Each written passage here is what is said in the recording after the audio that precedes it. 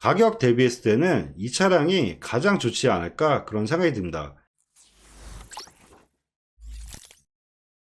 그럼 지금부터 K5 3세대 하이브리드 모델을 한번 찾아볼 건데요. 검색은 수원 중고차 매물로 검색한다는 점 참고하시면 좋을 것 같습니다. 그럼 무사고 기준 10만 킬로 미만대에 차를 검색을 하면 수원에는 총 21대 정도 나와 있는 걸 볼 수가 있는데요. 저렴한 금액부터 차를 보면 1,589만 원부터 나와 있는 걸 볼 수가 있습니다. 근데 저렴한 금액대의 차량 같은 경우는 등급이 트렌디나 프레스 등급, 그리고 주행거리가 좀 많은 걸 볼 수가 있는데요. 요즘 같은 경우는 옵션 자체를 좀 많이 찾기 때문에 이런 프레스 같은 경우도 계기판을 보면 전자계기판이 빠지고 서라운드뷰라든지 후추방 카메라, 헤드업 디스플레이어, 옵션 자체가 많이 빠진다는 걸 볼 수가 있습니다. 제가 생각하기에는 2천만 원대가 넘으면 이런 옵션이 빠지는 차량보다는 노블레스 이상급으로 보는 게 좋을 것 같고요. 저렴한 금액대의 차량 같은 경우는 저희 차플랜 홈페이지에서 다 확인이 가능하기 때문에 저희 홈페이지를 좀 참고하면 좋을 것 같고요. 그럼 노블레스 이상급의 노블레스와 시그니처를 검색해 드리면 수원에는 총 9대 정도 나와 있는 걸 보실 수가 있습니다. 그럼 저렴한 금액부터 차를 다시 볼 건데요. 저렴한 금액대의 차를 보면 2,380만 원부터 나와 있는 걸 볼 수가 있습니다. 그럼 2,380만 원에 77,000km 21년도 모델 이 차량부터 내용 봐드리면 색상은 보신 것처럼 회색 계열이고요. 사고 내용 봐드리면 주행거리 77,000km에 렌트력 없고 사후 교체는 전혀 없는 차량입니다. 그리고 세부 상태 보면 누수나 이런 거 전혀 없고 점검자 특이사항에 휀다 도장, 뭐 큰 이력은 아니라고 보면 될 것 같고요. 내부 한번 봐드릴 건데요. 옵션 자체가 노블레스 같은 경우는 스마트키라든지 내비게이션, 하이패스 루밀러 이런 옵션들은 다 기본이라고 보면 될 것 같고요. 아까 설명드렸던 계기판 같은 경우도 전자계기판이 들어간다는 점 이런 부분 잘 참고하면 좋을 것 같습니다. 그리고 이 차량 같은 경우는 서라운드뷰라든지 후추방 카메라 그리고 추가적으로 헤드업 디스플레이어도 추가로 넣었다는 점 이런 부분 잘 참고하면 좋을 것 같고요. 그리고 아래 보실 차량들도 서라운드뷰와 후추방 카메라는 다 기본적으로 들어가 있고 추가적으로 확인하실 부분은 이 헤드업 디스플레이어가 들어가는지 그리고 핸들 쪽에 보면 차량 간격 유지 센서가 들어가는지 그리고 썬루프 이런 추가 옵션 사항을 잘 비교하면서 비교하시면 좋을 것 같습니다.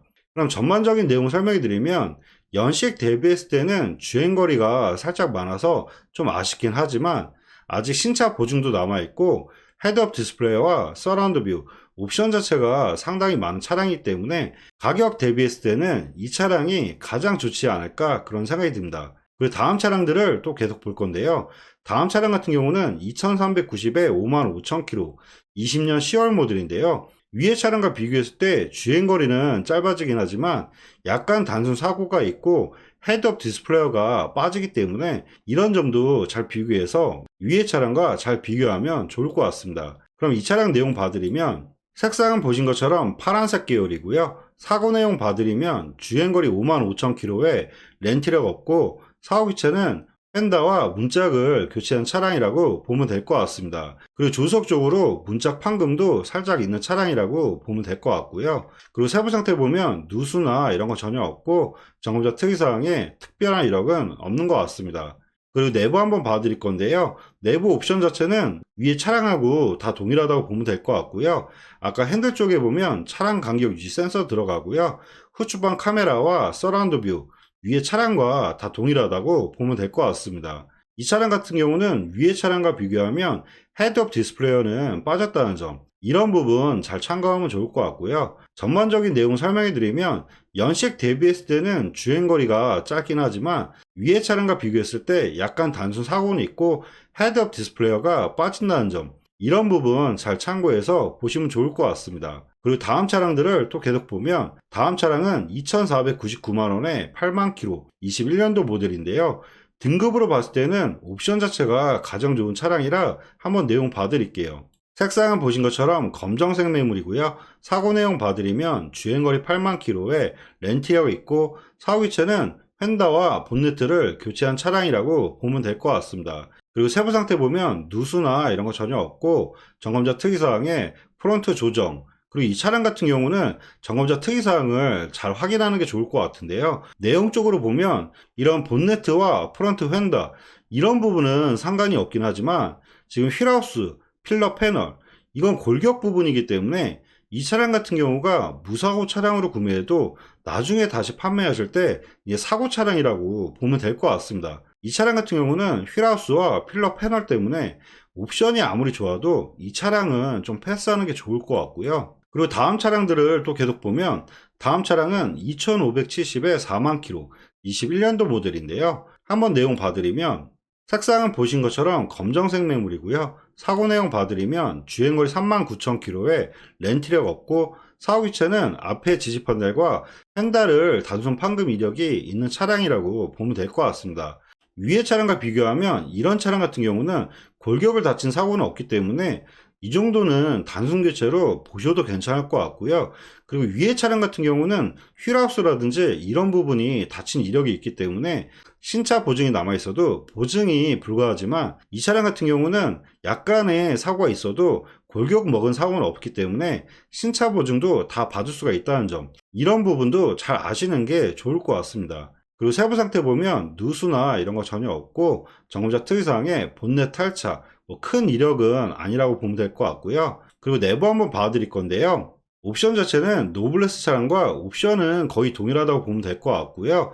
마찬가지로 추가 옵션만 확인하면 좋을 것 같은데 이 차량 같은 경우도 핸들 쪽에 보면 차량 간격 유지 센서는 옵션으로 들어가 있고요. 그리고 서라운드뷰라든지 후추방 카메라, 근데 이 차량도 마찬가지로 헤드업 디스플레이어는 좀 빠졌다는 점, 이런 부분을 잘 비교해서 보시면 좋을 것 같습니다. 전반적인 내용 설명해 드리면 연식 대비했을 때 주행거리 상당히 짧고요. 색상도 검정색 모델에 단순 사고는 좀 아쉽긴 하지만 가격 대비했을 때 보셔도 괜찮지 않을까 그런 생각이 듭니다. 그리고 다음 차량들을 또 계속 보면 다음 차량은 2670에 6만 킬로 21년도 5월 모델인데요. 한번 이 차량 내용 봐드리면 색상은 보신 것처럼 흰색 매물이고요. 사고 내용 봐드리면 주행거리 6만 킬로에 렌트력 없고 사후기체는 전혀 없는 차량입니다. 그리고 세부 상태 보면 누수나 이런 거 전혀 없고 점검자 특이사항도 특별한 이력은 없는 차량입니다. 그 내부 한번 봐드릴 건데요. 시트는 검정색으로 들어가 있고 마찬가지로 추가 옵션만 또 확인하면 좋을 것 같은데요. 이 차량 같은 경우도 차량 간격 유지 센서와 서라운드뷰는 들어가 있고 마찬가지로 헤드업 디스플레이까지는 없는 차량이라고 보면 될 것 같습니다. 전반적인 내용 설명해 드리면 연식 대비했을 때는 주행거리가 적정한 편이고요. 흰색 모델에 옵션도 어느 정도 있는 차량이기 때문에 이 차량도 아직까지는 가격 대비했을 때 보셔도 괜찮지 않을까 그런 생각이 듭니다. 그리고 다음 차량들을 또 계속 보면 다음 차량은 2730에 33,000km 22년도 모델인데요. 내용만 놓고 봤을 때는 위의 차량과 비교하면 주행거리와 연식이 짧기 때문에 보셔도 나쁘지 않을 것 같지만 근데 이 차량 같은 경우는 지금 핸들 쪽에 보면 차량 간격 유지 센서가 좀 빠졌기 때문에 큰 차이는 아니지만 고속도로에서 크루즈 컨트롤과 차선 이탈 방지, 후추방 센서, 근데 차량 간격 유지 센서가 빠지면 크루즈 컨트롤을 쓰기가 좀 어렵기 때문에 저는 이 차량 같은 경우는 연식과 주행거리 짧아도 차라리 다른 차를 보는 게 어떨까 좀 그런 생각이 들고요. 그리고 다음 차량은 2880에 32,000km.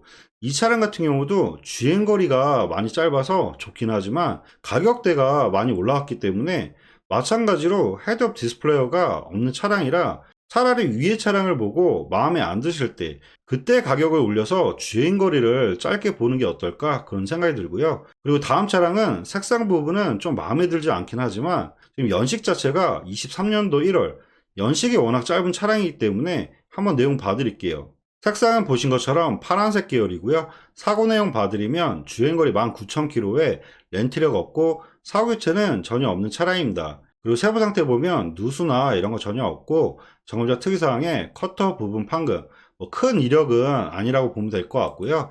내부 한번 봐드릴 건데요. 이 차량 같은 경우는 연식과 주행거리가 워낙 짧은 차량이기 때문에 시트라든지 내부 상태는 거의 신차 수준의 차량이라고 보면 될 것 같습니다. 마찬가지로 추가 옵션 확인해 드리면 핸들 쪽에 차량 간격 유지 센서 들어가고요. 서라운드뷰라든지 후측방 카메라, 옵션 자체는 위의 차량들과 거의 동일하다고 보면 될 것 같습니다. 마찬가지로 이 차량 같은 경우도 지금 헤드업 디스플레이어는 보이지가 않기 때문에 이제 헤드업 디스플레이어까지는 옵션이 없는 것 같고요. 그럼 전반적인 내용 설명해 드리면 연식과 주행거리 봤을 때는 지금까지 보셨던 차량 중에서 이 차량이 가장 좋긴 하지만 아쉬운 부분은 금액과 색상 그리고 옵션이 좀 떨어진다는 부분, 이런 부분 때문에 이 차량 같은 경우는 신차급만 찾는 분이 보시는 게 어떨까 그런 생각이 듭니다. 그럼 마지막으로 다음 차량을 또 보면 마지막 차량은 3,170만원에 24,000km 20년 7월 모델인데요. 금액이 가장 높은 이유는 연식에서는 좀 떨어지긴 하지만 주행거리가 24,000km의 시그니처 모델, 그리고 썬루프까지 해서 옵션이 완전 풀옵션 모델이기 때문에 금액이 상당히 비싸게 올라온 것 같습니다. 그래도 풀옵션을 찾는 분이 있을 수가 있기 때문에 마지막으로 이 차량 내용 봐드릴게요. 색상은 보신 것처럼 검정색 매물이고요. 사고 내용 봐드리면 주행거리 23,000km에 렌트력 없고 사고 교체는 전혀 없는 차량입니다. 그리고 세부 상태 보면 누수나 이런 거 전혀 없고 전원자 특이사항도 특별한 이력은 없는 것 같습니다. 내부 한번 봐드릴 건데요. 옵션 자체가 완전 풀옵션 모델이기 때문에 옵션은 다 있다고 보면 될 것 같은데요. 추가적으로 내용만 확인해 드리면 차량 간격 유지 센서 들어가고요. 그리고 이 차량 같은 경우는 메모리 시트라든지 헤드업 디스플레이어, 그리고 후측방 카메라와 서라운드 뷰, 그리고 마지막으로 썬루프까지 해서 옵션이 완전 풀옵션 모델의 차량이라고 보면 될 것 같습니다. 그럼 전반적인 내용 설명해 드리면 연식 대비했을 때 주행거리 상당히 짧고요.